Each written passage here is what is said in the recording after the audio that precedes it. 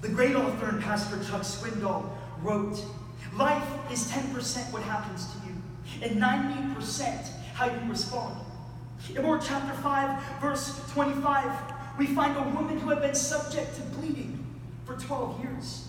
Continuing to verse 27, it says, when she heard about Jesus, she came up behind him and touched his cloak, because she thought that if she just touched his clothes, she'd be healed. Immediately, her bleeding stopped, and she felt in her body that she was freed from her suffering. This woman had a condition, but she did not let that condition define her. Instead, she made a choice to respond to Jesus and received her healing. Today, I will be preaching on the subject, the power of response. See, it's time to shift our perspective from the condition of our circumstance to the power we have in Jesus. We do this when we respond to Jesus in the way this woman did. Number one, her response was desperate. This woman suffered with a blood condition for 12 years. What's remarkable, though, is she never ceased to be desperate.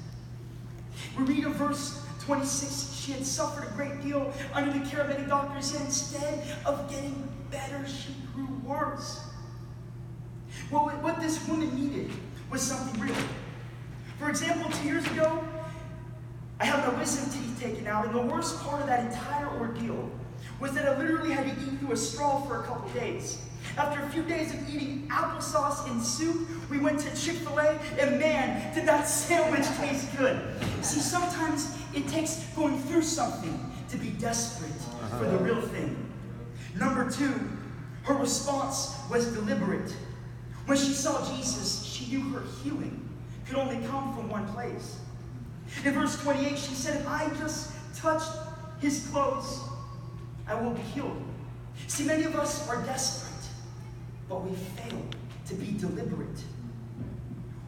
In a world full of so many distractions and so many things vying for our time, it's absolutely critical that we are deliberate with our priorities. One thing I try to do every day is set an appointment on my schedule to spend time with God, to pray, to seek him, and to worship. And now, there's nothing on my schedule more important than making time for him.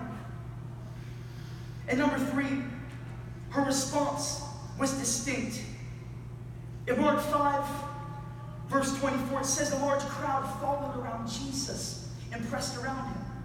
Everyone was making contact with him, but only this woman touched Jesus in such a way that he took notice. It continues in verse 30 where Jesus says, at once he realized that power had gone out from him. He turned around the crowd and asked, who touched my clothes?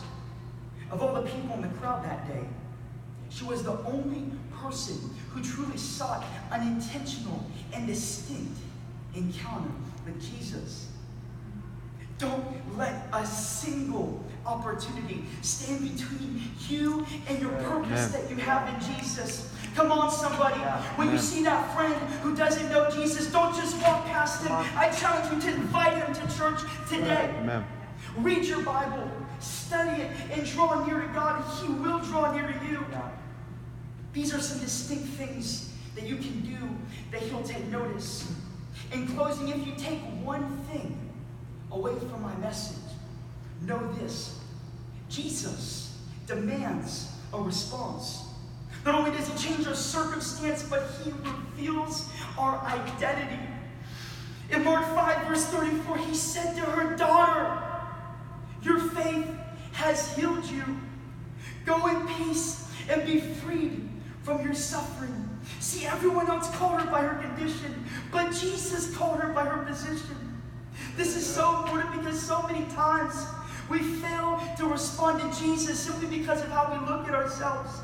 Rest and know that nothing can take away your access to the King. Not the doctor's report, not the rejection letter, not anything. Because you are a child of God. Amen. Don't just sit there and wait for someone else to get their miracle. Be desperate, be deliberate, and be distinct. If life is truly 10% what happens to you and 90% how you respond, then our response must mean something. I want to challenge you. Is there power in your response. Thank you.